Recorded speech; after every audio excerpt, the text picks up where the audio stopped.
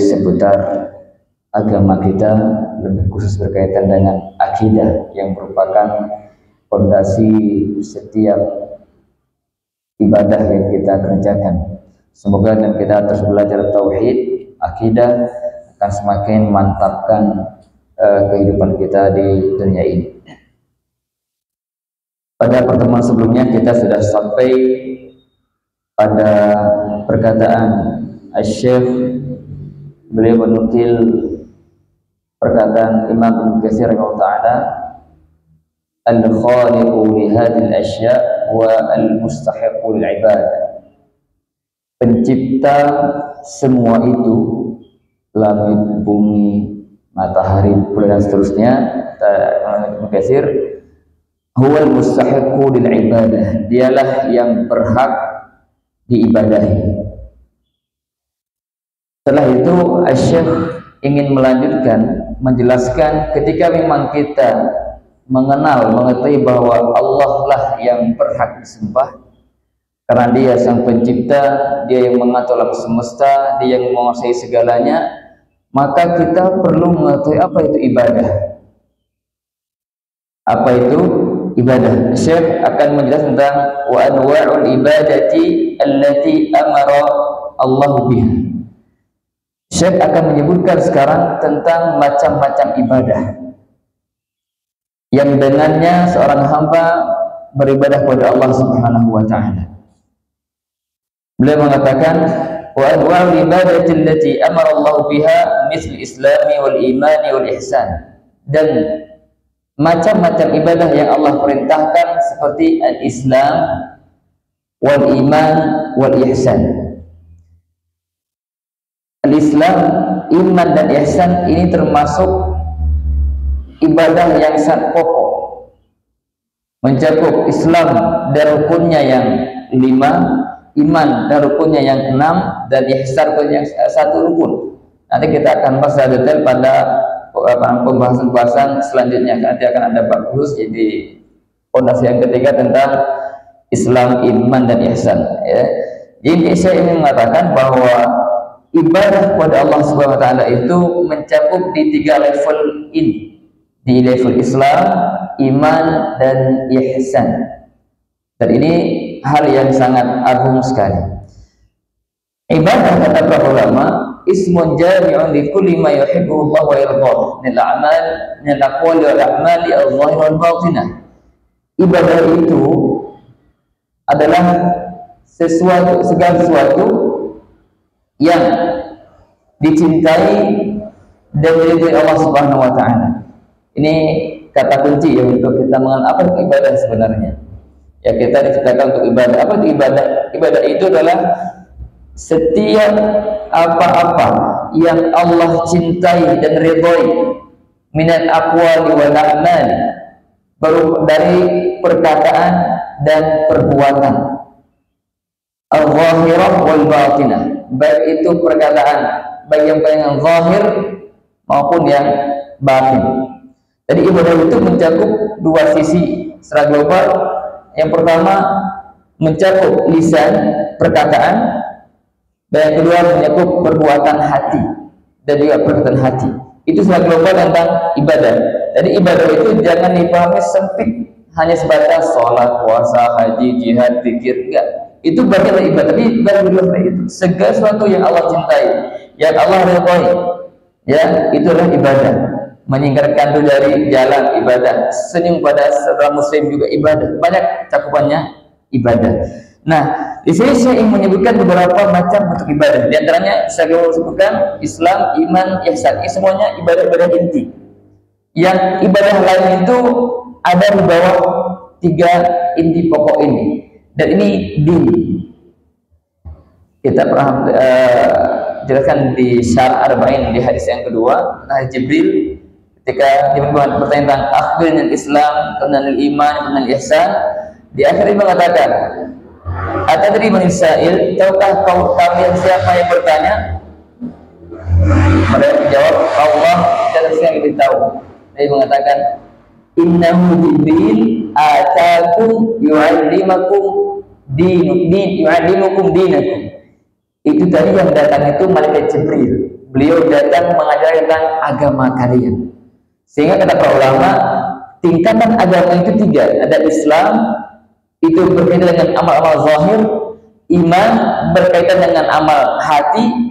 Al-ihsan itu gabung dari keduanya, dan itu yang paling level tertinggi.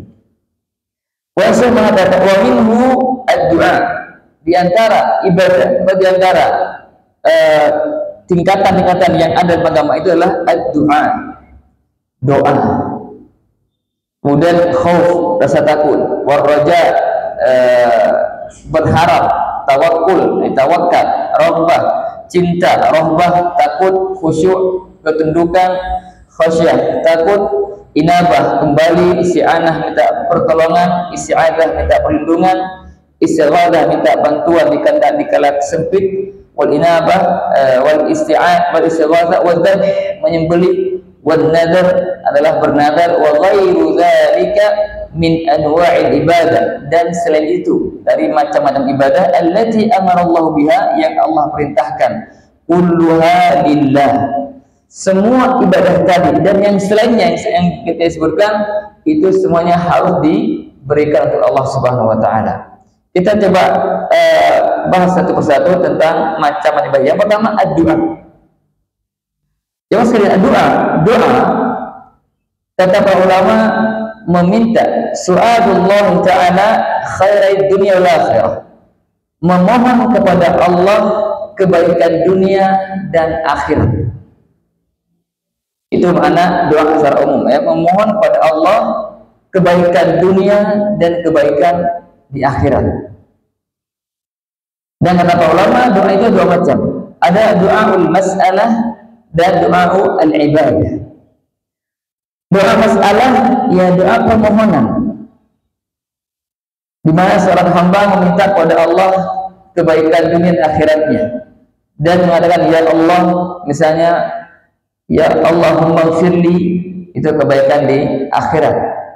Ya Rabbana atina fid dunya hasanah, itu doa masalah. Kita memohon kepada Allah sesuatu yang kita butuhkan dengan lafaz meminta kepada Allah, cuma doa al-masalah. Ya, dan ini mencakup segala sesuatu yang kita ingin harapkan baik dunia maupun di akhirat, dan ini ibadah. Ya, jadi kita harus ingat kita minta kepada Allah, mudahkanlah rezeki saya, berbagilah keluarga saya. Itu adalah doa dan itu ibadah kepada Allah Subhanahu wa taala, berpahala. Ya. Yang kedua, doa al-ibadah. Doa ibadah itu adalah segala bentuk ibadah kepada Allah disebut doa. Mulai dari zikir, tasbih, tahmid, tahlil, takbir, salat, puasa, haji, apapun bentuk ibadah itu termasuk istilahnya doa ibadah. Kenapa demikian? Kata para ulama, kenapa ibadah itu disebut dengan doa? Karena setiap muslim yang beribadah, baik itu berzikir atau ibadah lainnya, ketika dia beribadah, apa yang dia harapkan?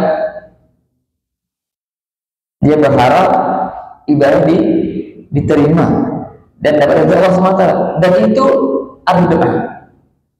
Walaupun secara lisan dia tidak mengatakan ya Allah terimalah ibadahku, ya Allah aku berharap ridhomu, berharap pahalamu, tidak.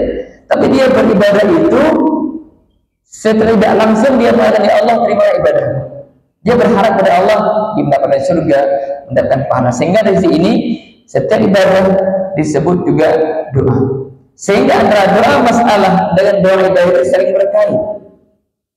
Ketika seorang itu memohon kepada Allah, itu doa dan itu ibadah. Ya. Ketika seorang beribadah kepada Allah, itu ibadah sekaligus doa. Sehingga antara dua macam doa ini saling berkait. Dan kedua macam doa ini hanya dipersembahkan kepada Allah Subhanahu wa taala. Tidak boleh dipalingkan kepada selain Allah. Baik dalam masalah permohonan, baik dalam ibadah, berupa ibadah tidak boleh diberikan kecuali kepada Allah Subhanahu wa taala.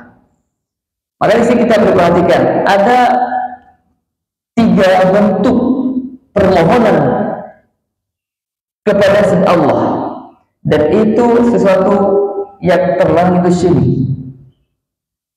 Yang pertama, ini baik-baik ya, penting untuk kita pahami. Yang pertama, doaul mayyiti mutlaqan, berdoa kepada mayit secara mutlak. Ini syirik. Tidak boleh seorang hamba berdoa kepada mayit apapun bentuk permohonannya, karena mayit tidak bisa berbuat apa-apa. Yang pertama. Yang kedua, doaul hayyi al-ghaib, berdoa kepada yang hidup orangnya tapi gaib, ya, tahu gaib ya, nggak hadir depan kita. Saya ada orang di Bogor yang orang yang didoakan itu ada di Mekah,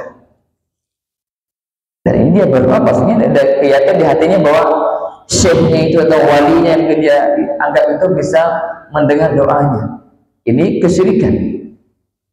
Yang ketiga, yang juga termasuk yang terlarang, doaul hayyil hadir fi ma la yaqdiru illa Allah, berdoa kepada seseorang yang hidup dan hadir di depannya, tapi pada perkara-perkara yang tidak mampu dilakukan oleh Allah saja. Contohnya apa? Misalnya menyembuhkan, di depannya menjadi seorang syekh atau mungkin orang yang dia muliakan, wahai Syekh Fulan, sembuhkan sakit saya. Siapa yang berhak menyembuhkan itu? Allah. Maka ketika seorang hamba untuk memohon kepada seorang manusia yang masih hidup dan di depannya, tapi permohonan itu pada hal-hal yang tidak mampu dikerjakan oleh Allah Ta'ala, maka itu syirik. Tidak boleh. Wahai fulan, tolong turunkan hujan dong, ini udah lama kemarau. Minta ke siapa? Ke orang yang hidup dan di depannya. Ini tiga bentuk permohonan yang terlarang dan syirik. Adapun ketika seorang meminta sesuatu kepada seorang yang hadir, hidup, hadir, dan fima yaqdiru alaih, pada hal-hal yang mampu kerjakan. Tolong saya mohon pada Anda untuk menghadirkan sesuatu untuk saya, dan dia mampu kerjakan, maka itu nggak apa-apa, itu boleh. Ya, jadi tiga hal yang terlarang dalam hal doa. Ingat, ulangi, berdoa kepada mayit secara mutlak, siapapun mayitnya itu, mau nabi, mau wali, mau siapa, mau kiai, siapapun dia, mayit tidak boleh diminta. Kenapa? Iya, nggak bisa berbuat apa-apa, sebenarnya sudah selesai masanya. Yang kedua, doaul hayyil ghaib, berdoa pada pada orang yang hidup tapi dia ghaib, tidak hadir di depan kita. Dan itu apapun bentuknya. Ini misalnya meminta ketika ghaib tanpa ada, kalau saya ada ini hadir melalui telepon nggak masalah, tapi kalau ini tanpa tersambung apapun, dia berdoa, ini nggak boleh. Ya, yang ketiga, berdoa pada orang yang hidup hadir di depan kita, tapi pada perkara-perkara yang tidak mampu dilakukan oleh Allah Ta'ala, itu pun tidak dibolehkan. Selain itu tidak mengapa selama manusia itu hidup, hadir dan dia mampu kerjakan, nah itu tidak mengapa. Itu yang pertama tentang doa. Kemudian yang kedua, wal khauf. Al khauf juga tentang ibadah. Ya, al khauf itu ya, rasa takut terhadap sesuatu yang akan terjadi. Dia takuti tentang adanya bahaya atau terjadi sesuatu yang dia tidak inginkan, itu rasa takut. Dan takut ini, kata para ulama, ada beberapa macam. Ya kan, saya biar gampang kita pahami. Yang pertama, takut sirri, khaufu sirri, kata para ulama. Khaufu sirri itu ada kepada terjemahkan takut yang sifatnya itu tersembunyi. Itu seseorang itu takut kepada selain Allah, dan dia takut kepada Allah, dan dia meyakini si fulan itu atau sesuatu itu bisa mendatangkan bahaya bagi dirinya, baik itu kecelakaan, sakit, atau kefakiran, kemiskinan sebagainya, dengan sendirinya, dengan kemampuannya. Saya ada seorang itu dia takut sama Syekh Fulan. Takut apa? Syekh Fulan itu punya kemampuan yang bisa memberikan sesuatu bahaya bagi seorang, sehingga dia takut. Dan takut ini nggak tampak gitu. Takutnya itu amal hati, dan yang dia takutkan pun itu nggak tampak. Dia yakin seorang syekh itu punya kekuatan ghaibi gitu ya. Ditakutkan syekh itu bisa mendatangkan bahaya buat dia, sehingga dia takut. Dan ini takut yang berbahaya dan takut syirik. Kenapa? Karena itu berangkat dari keyakinan bahwa si fulan itu punya sesuatu yang luar kebiasaan. Dia meyakini si fulan bisa mendatangkan bahaya dengan sendirinya. Dan sahabat sebenarnya nggak jelas itu. Tapi keyakinan itu berbahaya. Ini siapa memang takut yang tidak diperbolehkan. Yang kedua ada takut khauf duniawi. Nah, khauf duniawi itu takut terhadap kehilangan dunia. Artinya apa? Misalnya ada seorang itu dia sedang mendapat jabatan tinggi, sedang mendapatkan misalnya proyek yang luar biasa menguntungkan, atau mungkin dia sedang sukses dalam sebuah bisnis. Dia takut kalau itu hilang pada dia. Ini ada nggak Pak seperti ini? Ada ya? Dia rasa takut. Nah, takut ini kata para ulama, jika rasa takut itu mendorong dia untuk melakukan sesuatu yang haram, maka rasa takut itu pun jadi haram. Karena apa? Karena mengantarkan dia kepada yang haram.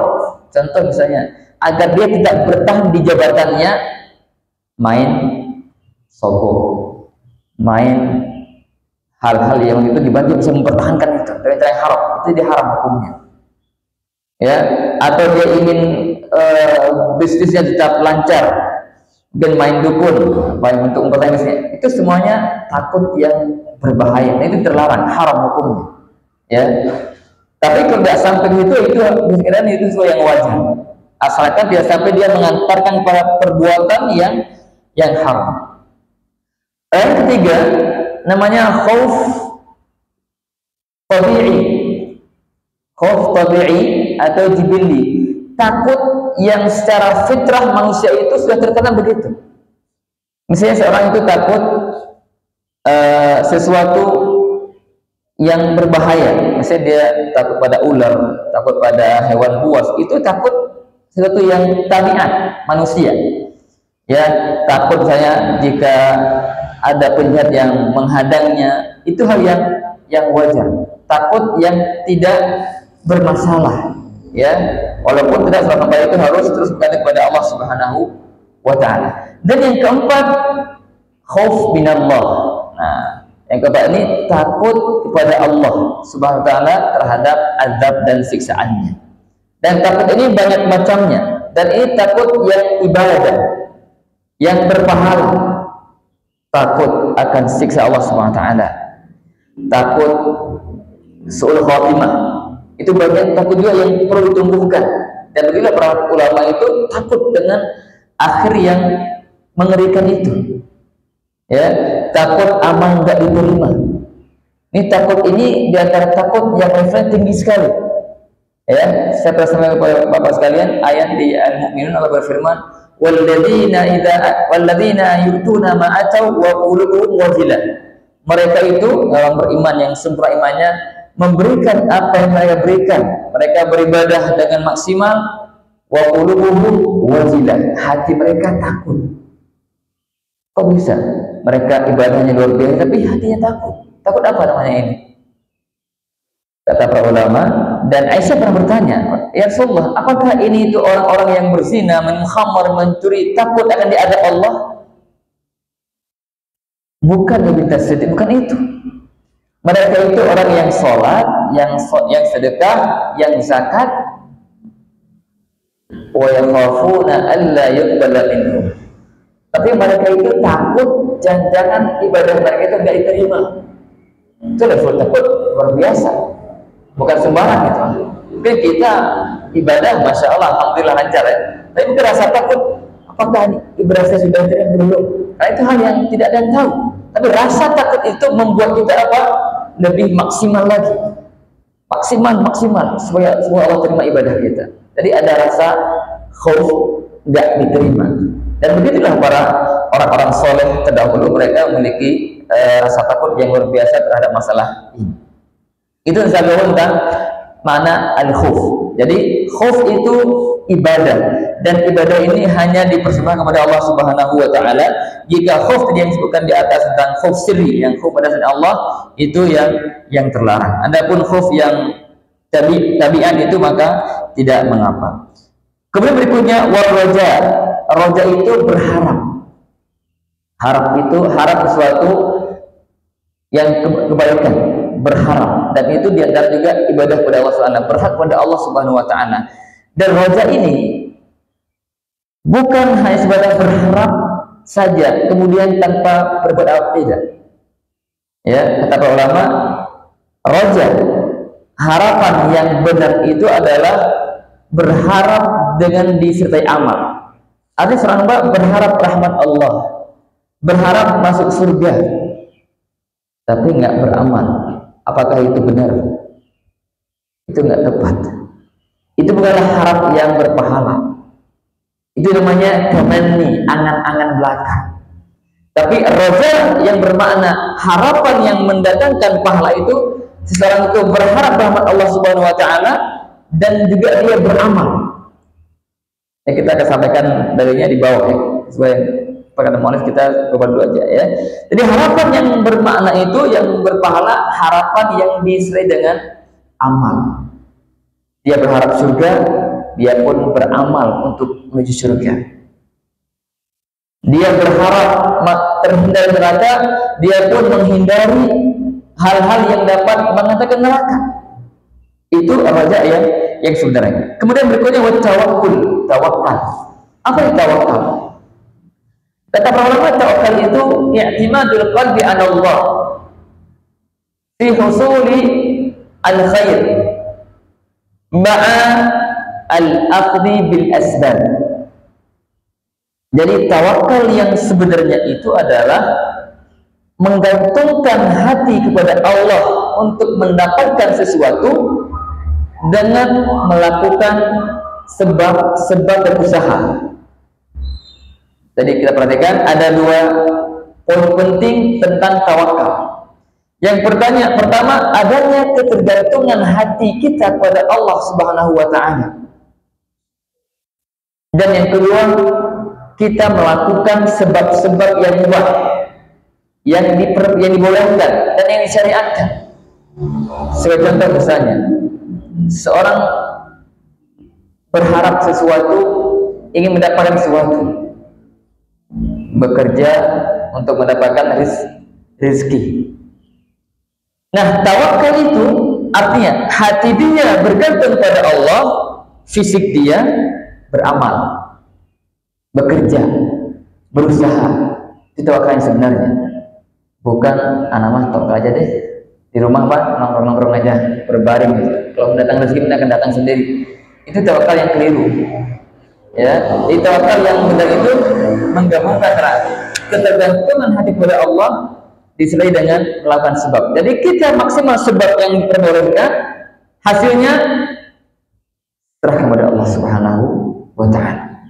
Maka jika ada orang mengatakan bahwa sebab itu tidak penting, tidak perlu, itu dia telah menyatakan bahwa Islam bermasalah. Kenapa? Mencoreng keislaman. Kenapa? Karena Islam itu di samping memerintah kita tawakal, juga memerintahkan untuk beramal. Ketika orang mengatakan amal nggak perlu, ini menyisihi akal sunnah. Atau sebaliknya, bahwa segala sesuatu itu pakai sebab, dia bergantung pada sebab. Ini bermasalah tauhidnya. Kenapa? Karena tauhid itu adalah ketergantungan hati kepada Allah, dia melakukan sebab. Tapi ketika dia hati kepada Allah itu tidak ngaruh, dia hanya fokus, dia tawakal pada sebab, itu bermasalah juga pada tauhidnya. Maka kita nggak boleh ketika bekerja, kita berusaha, kita bergantung pada kerja itu enggak. Itu bagian dari sebab iya. Tapi jangan sampai hati kita pada sebab itu pada Allah. Kenapa? Karena sebab. Kalau Allah kehendaki itu sukses, sukses. Kalau enggak, sebab itu semua Allah yang takdirkan. Makanya hati kita bergantung pada Allah SWT. Jadi tawakal itu ada upaya, bukan hanya sebatas serahkan semua kepada Allah tanpa usaha. Maka ketika kita mendengar Nabi bersabda tentang tawakal seekor burung, apa kata misalnya? Lau annakum tatawakkalu 'ala Allah haqqa tawakkuli. Kalau sekiranya kalian bertawakal pada Allah dengan tawakal yang sebenarnya, la razaqakum kama yarzuqut tayr. Niscaya Allah akan rezekikan kalian, berikan rezeki sebagaimana Allah berikan rezeki kepada burung. Apa kisah burung itu? Dia katakan, ya burung khimasan wa yaruhu biqana. Burung itu keluar dari sarangnya di waktu pagi, terbang lantai seperti kosong, wa taruhu biqana, dan pulang dalam keadaan perut kenyang. Sekarang si burung itu tawakal nggak itu? Nabi katakan burung bertawakal dia, tapi dia terbang, bukan menunggu sangkar dia datang makan, enggak, dia terbang untuk makanan. Kemana dia terbang? Dia nggak punya kantor, nggak punya tempat apa, dia terbang aja, usaha.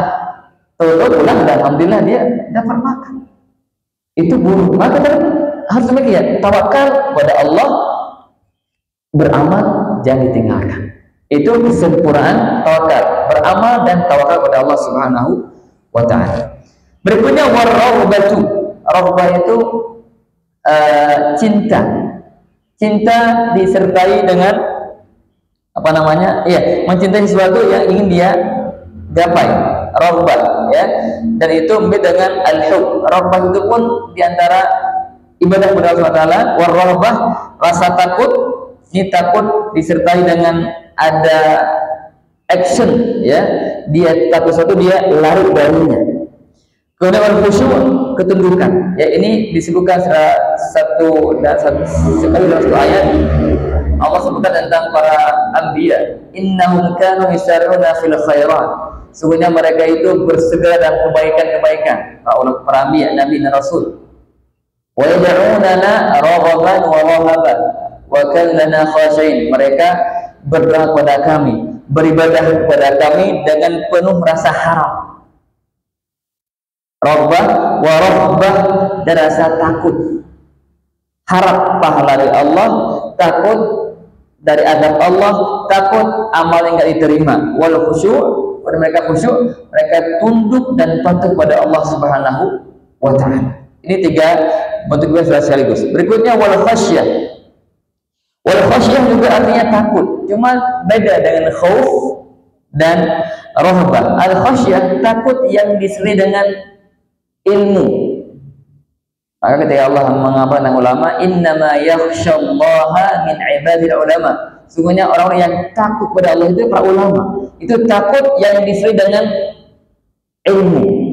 Artinya semakin hamba itu mengenal Allah dengan sifat-sifatnya, dengan nama-nama, dengan perbuatan yang luar biasa, itu akan semakin besar rasa takutnya sehingga dia mengagungkan Allah Subhanahu wa ta'ala. Itu namanya al-khasyah. Jadi khasyah itu lebih tinggi level daripada al-khauf. Al-khauf lebih umum. Tapi al-khasyah takut disertai dengan ilmu dan juga pengagungan kepada Allah Subhanahu wa ta'ala. Wal inabah. Inabah itu para ulama mengatakan al-inabah maknanya at-taubah. Banyak ulama tafsir mengatakan al-inabah bermakna at-taubah, itu kembali kepada Allah Subhanahu wa ta'ala dari kemaksiatan menuju ketaatan kepada Allah Subhanahu wa ta'ala. Dan taubat ini ada syaratnya, ya. Yang pertama, ikhlas kepada Allah Subhanahu wa ta'ala. Karena taubat ibadah, maka ibadah harus ikhlas. Yang kedua, menyesali atas maksiat yang dia kerjakan. Yang ketiga, dia meninggalkan maksiat tersebut. Dan yang keempat, dia bertekad kuat untuk tidak kembali lagi maksiat itu. Ingat, bertekad kuat, bukan tidak kembali. Bisa jadi orang bertaubat hari ini, dia bertekad kuat tidak akan kembali, ternyata bulan depan jatuh lagi. Taubat kan? Begitu. Jadi ketika orang bertaubat dengan syarat, kalau dia jatuh lagi nggak terima, enggak. Taubat pertama diterima, tapi terjatuh lagi maka taubat baru lagi. Maka pertama, al-azmu al-bay'u, azam kuat, tekad kuat, niat kuat untuk tidak kembali ke maksiat tersebut. Itu syarat taubat. Jika itu berkaitan dengan makhluk, hak-hak hamba, maka dikembalikan. Jika harta dikembalikan, jika ada misalnya hormatan yang mungkin dicoreng, diminta dihalalkan, minta maaf pada yang bersangkutan, itu syarat taubat yang hendaknya diperhatikan. Dari sana kata ulama, di atas Imam An-Nawawi mengatakan at-taubat itu dua macam. Ada taubah al-wajibah, ada taubah al-mustahabbah. Taubat wajib itu yang taubat dari maksiat. Itu wajib.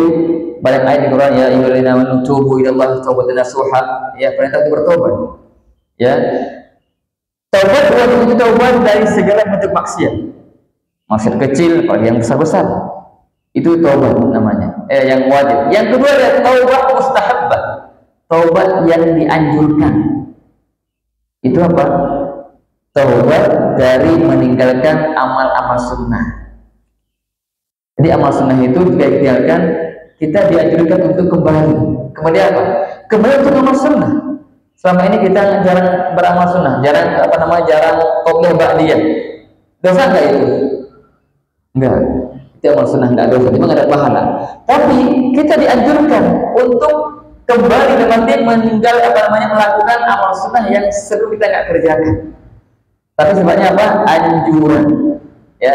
Dan ini diantara makna al-inabah yang kedua. Jadi kata ulama, inabah itu bisa bermakna at-taubah, bisa lebih umum. Baik itu taubat dari maksiat, juga termasuk taubat dari amal-amal sunnah yang mungkin selama ini ditinggalkan, itu al-inabah. Nah, berikutnya wal isti'anatu, meminta pertolongan. Al-isti'anatu, minta pertolongan, itu pun ibadah kepada Allah Subhanahu wa taala. Meminta pertolongan pada Allah Subhanahu wa taala ibadah. Sehingga seorang muslim tidak boleh meminta pertolongan kepada selain Allah, dan ini juga berlaku seperti yang berlaku pada doa. Apa itu? Ada tiga ya. Meminta pertolongan pada mayit secara mutlak enggak boleh. Minta pertolongan kepada orang yang hidup tapi gaib juga enggak boleh. Yang ketiga, meminta pertolongan kepada orang yang hidup hadir dan tidak mampu dikerjakan oleh Allah pun tidak boleh. Ada yang minta pertolongan kepada manusia yang hidup, yang hadir, yang mampu dikerjakan, maka itu sesuatu yang diperbolehkan. Ya, maaf Pak, tolong transfer 2 juta. Nah, itu boleh nggak? Minta tolong sampaikan ini kepada si fulan, dia mampu emang. Nah, itu tidak mengapa. Tapi yang bermasalah itu ketika minta pertolongan pada selain Allah yang pada hadir, yang mayit, kemudian yang gaib, yang hayy gaib, kemudian yang ketiga adalah al-hayy hadir tapi tidak mampu dari Allah Subhanahu wa taala. Kemudian berikutnya wal isti'adzatu, meminta perlindungan. Isti'anah minta pertolongan lebih umum ya. Kalau isti'adzah minta perlindungan dari sesuatu yang dia takutkan. Pun sama, ini seperti doa sifatnya. Ya, meminta perlindungan kepada Allah adalah ibadah. Ketika ini dipalingkan kepada selain Allah, maka itu syirik. Juga berlaku tiga tadi itu, ya. 1, 2, 3 berlaku untuk isti'adzah. Doa, isti'adzah itu sama-sama meminta kepada selain, ya, kepada Allah, itu ibadah. Kepada selain Allah dengan 3 poin tadi itu adalah kesyirikan. Dan ini harus diwaspadai. Wal istighatsatu. Nah, istighatsah itu minta juga pertolongan dan kondisi mendesak. Ya, ini istighatsah. Ya, itu kondisi sangat mendesak sekali. Ini pun sama, mirip seperti masalah isti'anah juga doa. Tidak boleh diminta kecuali pada Allah Subhanahu wa taala. Seorang dalam kondisi sangat genting, ya, maka dia minta pada ya Allah, selamatkan hamba ya Allah. Allah diminta, bukan ya wali fulan, wa syekh fulan. Itu nggak boleh, ya, karena hanya Allah yang berhak diberikan ibadah kepadanya. Berikutnya wadzabhu, menyembelih. Menyembelih adalah diantara ibadah kepada Allah SWT, dan menyembelih itu satu ibadah yang sangat luar biasa. Bahkan kalau ada orang yang menyembelih untuk selain Allah, maka itu dihukumi syirik. Ini bersabda, man dzabha li ghairi faqad asyrak. Orang siapa yang menyembelih untuk selain Allah, maka dia telah berbuat syirik. Memang ada yang menyembelih dari Allah. Oh, banyak. Menyembelih untuk setan, menyembelih untuk jin, ya, setan, jin, atau bahasa pada orang itu penunggu pohon, penunggu gunung, penunggu apa itu laut apa. Itu penyembelihan untuk selain Allah, itu syirik, nggak boleh. Atau nyembelih untuk pas sajian itu, ada orang bangun rumah baru, sembelih, darahnya ditaburi disiram ke bagian sudut rumah. Itu semua sembelihan untuk selain Allah, itu kesyirikan, ya, tidak diperbolehkan. Adapun jika sembelih itu untuk dijual dagingnya, atau untuk dimakan, atau untuk memuliakan tamu, itu berbeda. Bedakan, ya. Niat sembelih itu ini disembelih taqarrub, untuk mendekatkan diri kepada Allah, itu ibadah. Tapi mendekatkan diri kepada Allah seperti kepada setan, kepada penunggu gunung, itu kesyirikan. Kenapa? Karena ibadah tidak boleh diberikan pada mereka, makhluk tidak boleh. Ya, ingat di awal niatnya begitu, Pak. Tapi kalau yang mulai kedua, itu niatnya daging, bukan sembelihannya. Ya, kalau dia itu sembelihannya? Ini sembelih untuk mengagungkan jin fulan atau apa, pohon-pohon, itu sih. Tapi kalau yang kedua ini, dia sembelih juga, sembelih sama, nyebut nama Allah, ya. Tapi tujuannya apa? Dagingnya dia untuk dijual, itu boleh, sah. Atau tujuannya untuk memuliakan tamu, ini bukan berpahala, karena memuliakan tamu itu satu ibadah juga. Dengan cara menyembelih itu ibadah, berpahala, ya. Makanya menyembelih yang syirik itu, jika sembelihan itu ditujukan, diperuntukkan sebagai bentuk taqarrub, ibadah pada selain Allah, baik itu jin atau kuburan wali fulan dan semisalnya, itu semuanya bentuk penyembelihan yang tidak diperkenankan dalam Islam. Berikutnya wan nadru, nadar. Itu nadar, ya. Nadar itu ilzamu asy-syakhs nafsahu bima la yajibu alaihi. Seseorang mewajibkan sesuatu atas dirinya yang sebenarnya tidak wajib. Ya, seorang mewajibkan sesuatu atas dirinya yang pada asalnya tidak wajib. Dan nadar ini ada dua macam, kata para ulama. Ada nadar namanya nadar al-mutlaq, ada nadar al-mujazah atau nadrul jaza atau nadar muqayyad. Nadar mutlak itu seseorang mengatakan, saya bernadar berpuasa 3 hari setiap bulan. Puasa 3 hari setiap bulan wajib nggak, Pak? Wajib? Tidak, sunnah. Tapi ketika dia mengatakan saya bernazar kepada Allah berpuasa 3 hari setiap bulan, maka diwajib. Wajib dia kerjakan itu. Saya mau sholat witir setiap malam sebelum tidur. Dia bernazar itu, maka harus dia laksanakan itu. Jadi wajib. Ya, awalnya mungkin sunnah, tapi ketika dia bernazar begitu, dia akan wajib. Saya akan berinfak setiap bulan untuk anak yatim sekian ratus ribu. Jadi wajib. Yang pertama, apa namanya, nazar mutlak. Yang kedua, nazar muqayyad, nazar yang bersyarat. Dia mengatakan begini, ya Allah, kalau nanti anak saya sembuh misalnya, saya akan berpuasa 3 hari. Semua anaknya, maka dia wajib berpuasa 3 hari. Ya Allah, kalau saya dapat proyek besar, saya akan bersedekah untuk Masjid Salman ini 1 miliar gitu ya. Itu jadi wajib, Pak. Saya dapat proyek itu, Masya Allah, maka 1 miliar untuk Masjid Salman. Ini namanya apa? Nadar muqayyad. Tapi kata para ulama, hukum nadar, hukum asal itu makruh. Bahwasanya apa? Makruh. Ini pendapat jumhur ulama mengatakan makruh kita bernadar. Tapi kalau sudah bernadar, maka wajib ditunaikan. Ini agak beda hukumnya ya. Memulainya itu makruh, tapi ketika sudah dilakukan, jadi wajib diselesaikan. Ya, ini bersabda, "Man nadara an yuti Allah falyuti'hu." Dan siapa yang bernadar untuk taat pada Allah, maka dia harus taati itu, laksanakan itu, tunaikan itu. Kalau dia bernadar untuk maksiat, maka fala yaf'al. Kalau dia nadar untuk maksiat, maka tidak dia kerjakan. Jadi kata ulama, kenapa nadar itu hukumnya makruh? Karena memberatkan diri sendiri. Ada unsur membuat kita jadi berat. Yang awalnya mungkin agak biasa gitu ya, enggak bisa ditambahkan beban. Artinya apa? Mungkin hari pertama,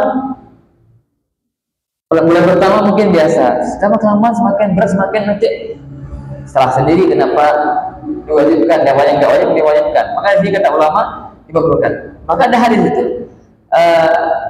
bahwa nadar itu la ya'ti bi khair, la yastaghfirul bakhil, bahwa nadar itu tidak keluar, tidak hadir itu dari orang yang bakhil. Ya, dari sinilah orang mengatakan bahwa nadar itu makruh. Bahkan ada yang mengatakan haram juga, ada orang mengatakan haram bernadar itu. Walaupun dilakukan jadi wajib dinaikkan, tapi hukum asal haram. Kenapa? Ada larangannya. Ya, ada larangannya. Tapi kita katakan, jumhur mengatakan hukumnya makruh. Makruh bernadar. Tapi kalau sudah bernadar maka harus ditunaikan. Wa ghairu dzalika min anwa'il ibadah allati amara Allah biha. Dan yang lain-lain selain ibadah yang disebutkan itu, yang semua itu Allah perintahkan, kulluha lillahi, semua itu harus dipersembahkan kepada Allah Subhanahu wa taala. Pertanyaan, mungkin ada yang bertanya, kenapa Syekh memilih contoh-contoh itu yang kebanyakan itu tentang masalah takut, doa, tentang meminta pertolongan, perlindungan, istighatsah. Kata seorang syekh bahwa karena hal inilah yang terjadi atau banyak terjadi zaman dulu itu. Orang berbuat syirik itu banyak pada hal pada pun khauf, takut pada wali, takut pada tokoh-tokoh mungkin yang menggunakan setan, jin segala macamnya.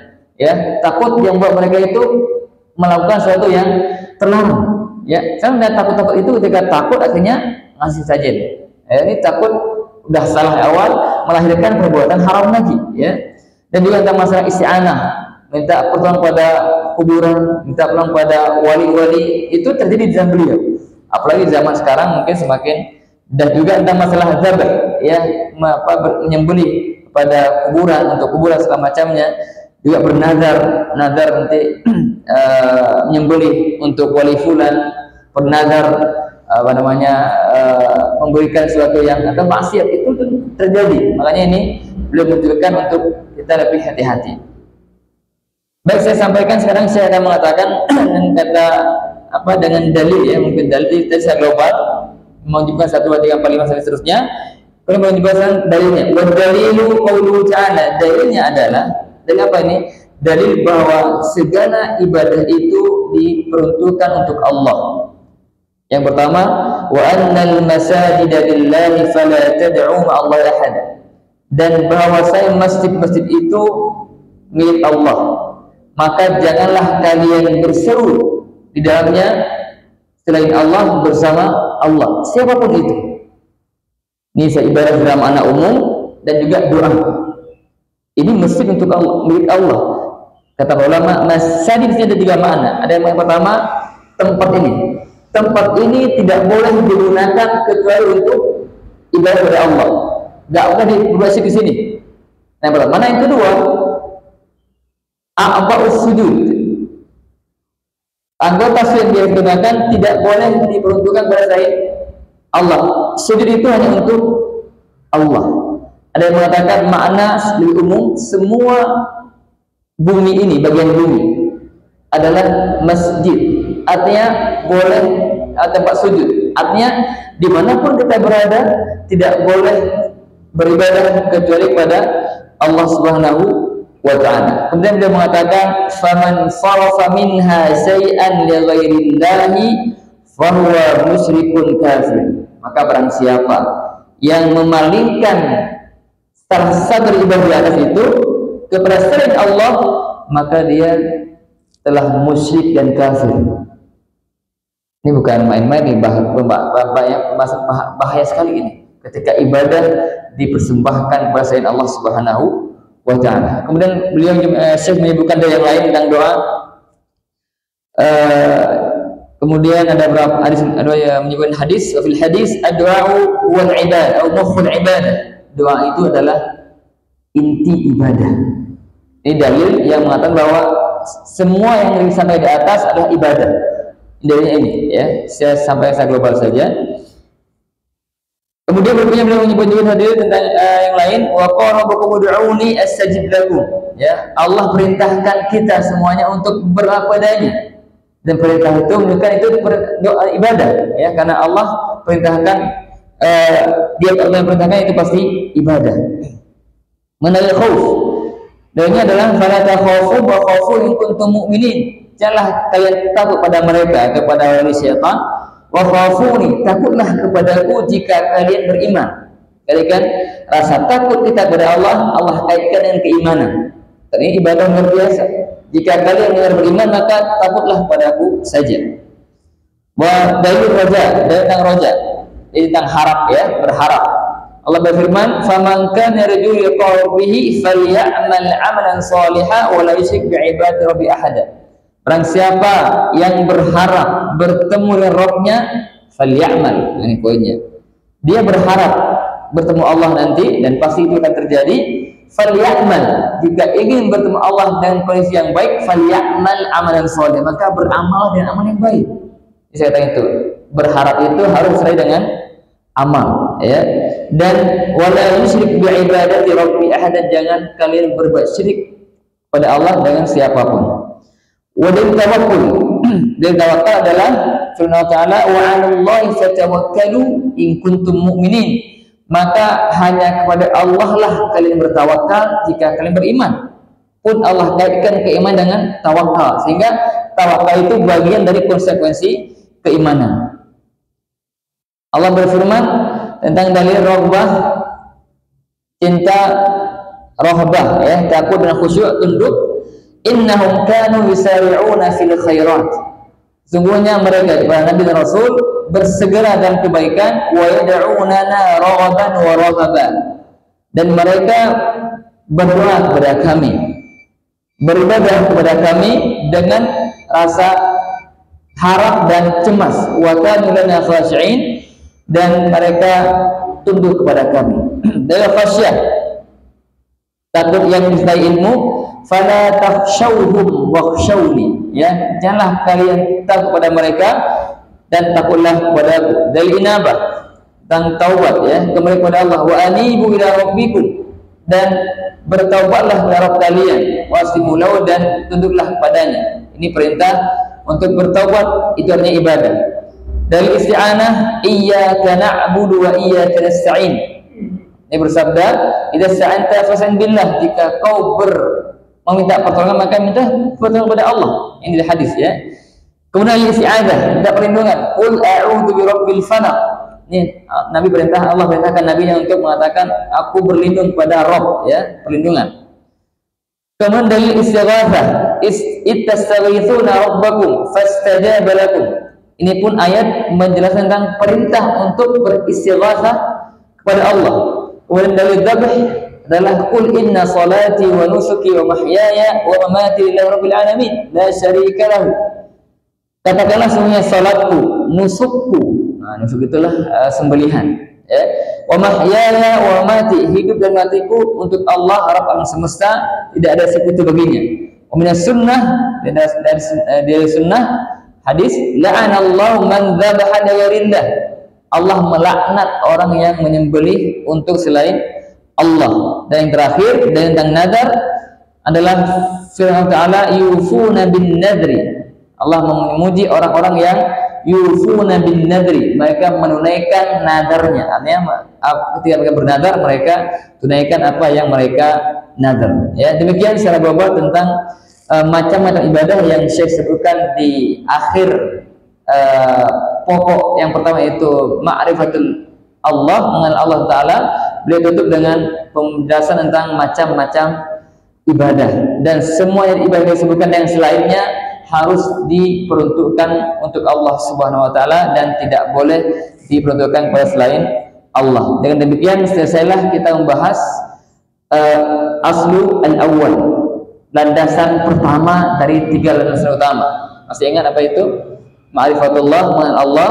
Yang kedua mengenal nabinya. Yang ketiga mengenal agama Islam. Ya, sekarang baru saja kita bahas satu landasan pertama, ma'rifatullah. Ya, kita bahas pertama mengenal Allah dengan melalui ayat syar'iyyah Al-Qur'an Karim. Yang kedua ayat kauniyah dengan merenungi bertafakur alam semesta.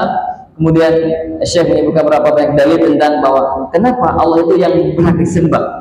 Syekh sebutkan tentang ayat bahwa Allah itu sang pencipta yang menguasai, yang mengatur alam semesta, sehingga dia yang berhak disembah. Kemudian Syekh menyebutkan di akhir bab ini tentang apa saja, tentang macam ibadah yang hendaknya seorang hamba mempersembahkan untuk Allah Subhanahu wa Ta'ala. Semua kita semuanya Allah mudahkan untuk selalu menjadi hamba Allah yang tunduk dan patuh kepadanya dan segala macam bentuk ibadah. Amin ya rabbal alamin. Mohon maaf untuk hari ini tidak dibuka tanya jawab karena saya harus segera berangkat lagi ke Sukabumi. Jadi kita cukupkan, semoga yang sedikit ini bisa menambah wawasan kita semuanya, dan